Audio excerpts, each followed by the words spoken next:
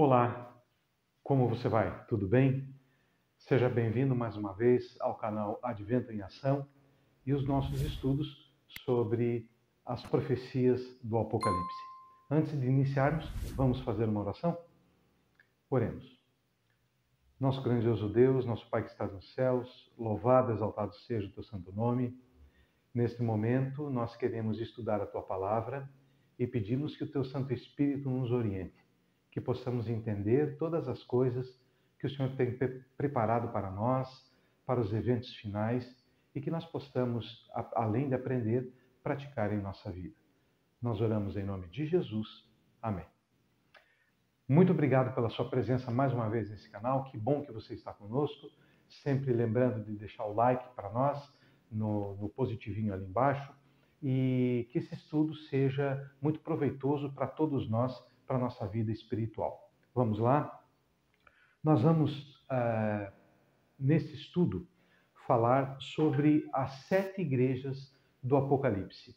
Muitas pessoas se perguntam sobre essas 7 igrejas, se elas realmente existiram na época de João e por que essas cartas estão inseridas no livro de Apocalipse para que nós estudemos hoje. Que tipo de lição essas cartas podem nos passar? Será que existe alguma lição para nós hoje? Nós vamos ver nesse estudo. Muito bem.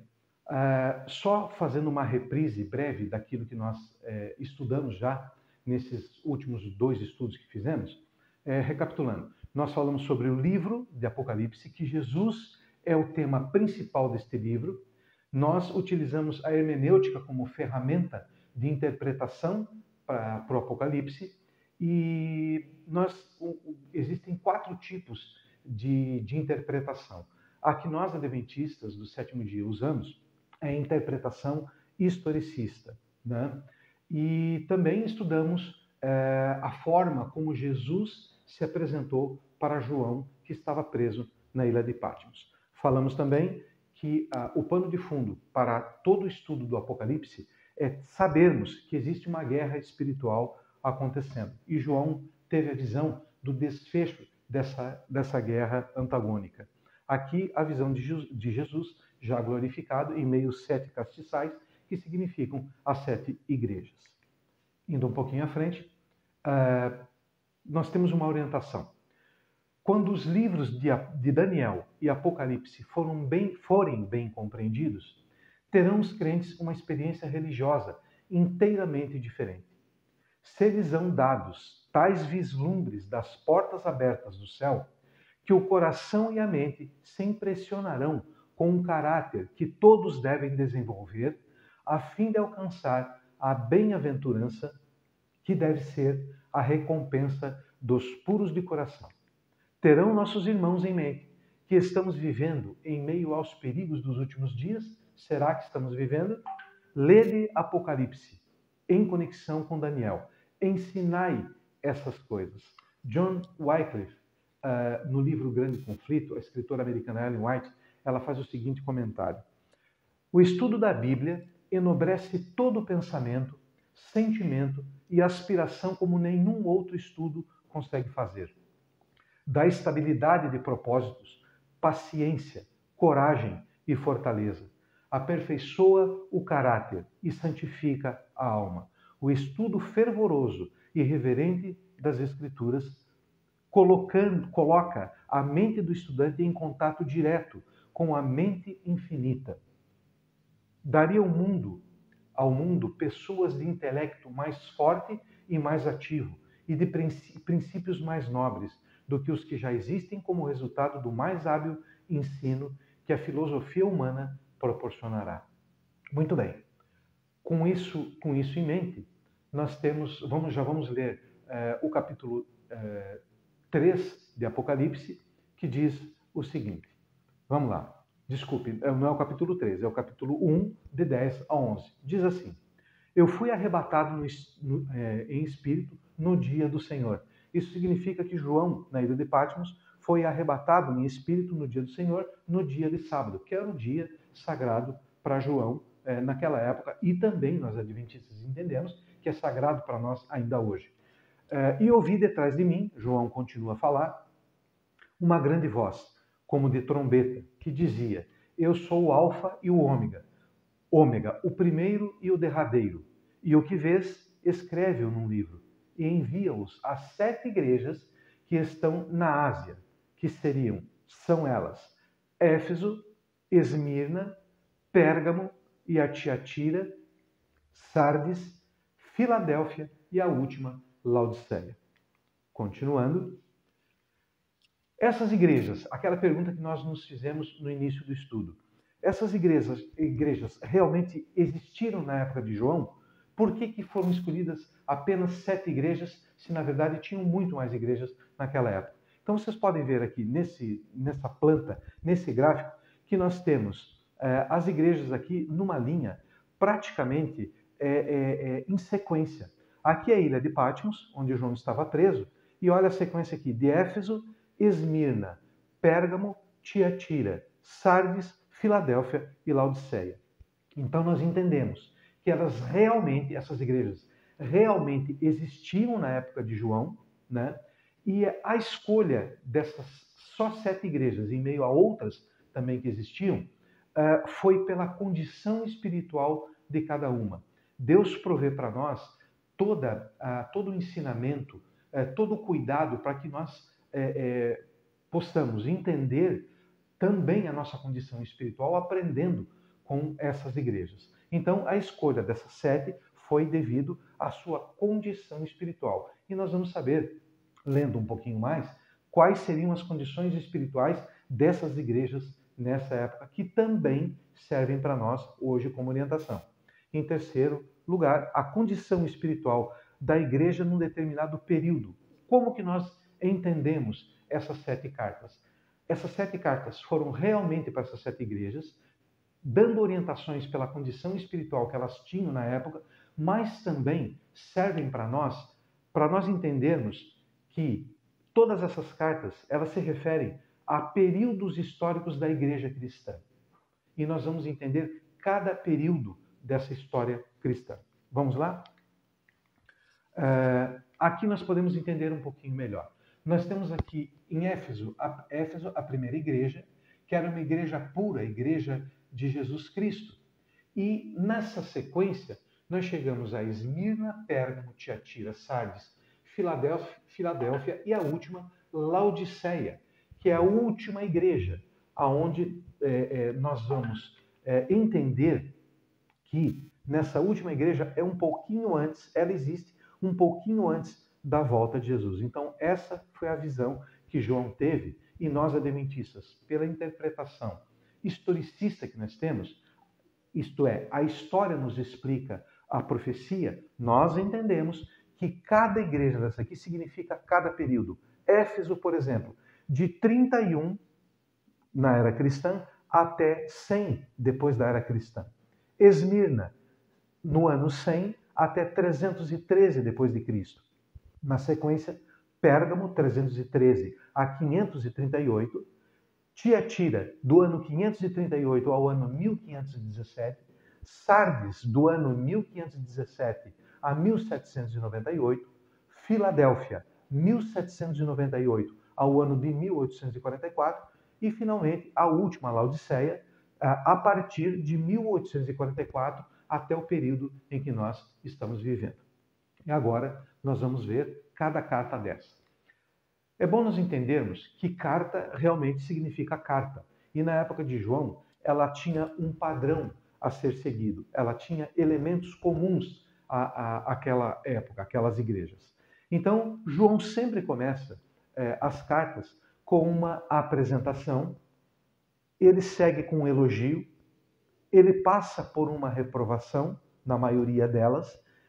Diante dessa reprovação, na sequência, ele dá um conselho a essa igreja e termina com uma promessa. Isso é bom a gente ter em mente para nós entendermos como João escreveu, o que escreveu, para quem escreveu e principalmente essa forma que nós vamos passar um pouquinho à frente. Muito bem.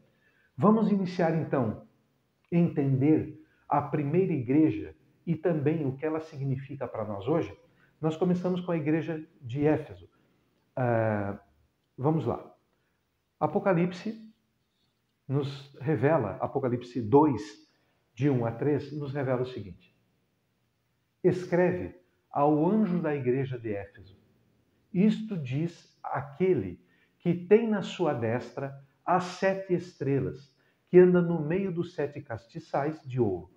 Conheço as tuas obras, e o teu trabalho, e a tua paciência, e que não podes sofrer os maus. E puseste à prova os que dizem ser apóstolos, e o não são. E tu os achaste mentirosos.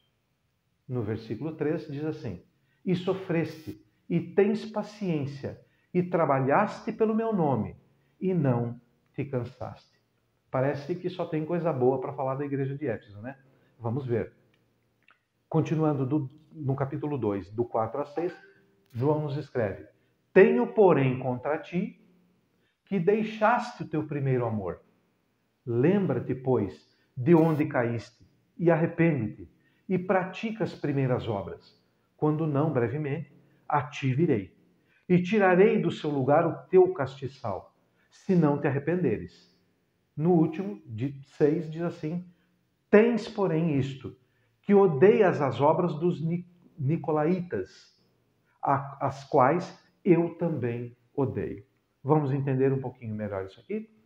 O período de Éfeso, como eu falei para vocês, ele compreende de 31 da Igreja Pura de Jesus, onde o próprio Jesus fundou, estava nela, presente nela, até o ano 100. Esta igreja representa o período desde a morte de Cristo até a morte de João, que seria o último dos apóstolos. Aqui nós podemos ver que há um elogio muito grande a essa igreja. E nós podemos ver aqui que por que tem esse elogio? Porque eles mantinham as sãs doutrinas, as puras doutrinas, todas vivas dentro da igreja. Os membros da igreja eram os discípulos de Jesus, diretos, e a igreja preservava sua pureza doutrinária e cumpria a missão conforme planejado pelo próprio Jesus. Nós podemos perceber aqui que a pureza da doutrina dessa igreja nesse período trouxe uma perseguição muito grande. Aqui nós vemos uma imagem do Coliseu e nós sabemos pela história, porque a nossa interpretação é historicista, nós sabemos pela história que houve uma grande perseguição na igreja naquela época. Então, o que nós podemos aprender com isso? Que a nossa igreja hoje, a Laodiceia, que é aquela última, a igreja cristã que nós estamos vivendo no último período, nos últimos eventos, os eventos finais, nós temos também que seguir o exemplo dessa igreja, perseverando e preservando a pureza espiritual das doutrinas puras. Vamos seguir em frente? Vamos para a segunda igreja agora? Vamos falar da igreja de Esmirna. Vamos lá. João nos escreve assim: e ao anjo da igreja de Esmirna escreve: isto diz o primeiro e o último, que foi morto e reviveu. Diz assim: conheço as tuas obras, e tribulação, e pobreza, mas tu és rico, e a blasfêmia dos que se dizem judeus, e não são, mas são a sinagoga de quem? De Satanás, o inimigo de Jesus nessa guerra espiritual. Continuando, no capítulo 2, 10 e 11, João nos escreve: nada temas das coisas que hás de padecer. Eis que o diabo lançará alguns de vós na prisão, para que sejais tentados, e tereis uma tribulação de 10 dias. Sê fiel até a morte, e dar-te-ei a coroa da vida. Quem tem ouvidos, ouça o que o Espírito diz às igrejas. O que vencer não receberá o dano da segunda morte. Muito bem. Então nós estamos aqui, o período de Esmirna, a carta com o seu padrão, apresentando, dando um elogio para a igreja de Esmirna e também apresentando um conselho.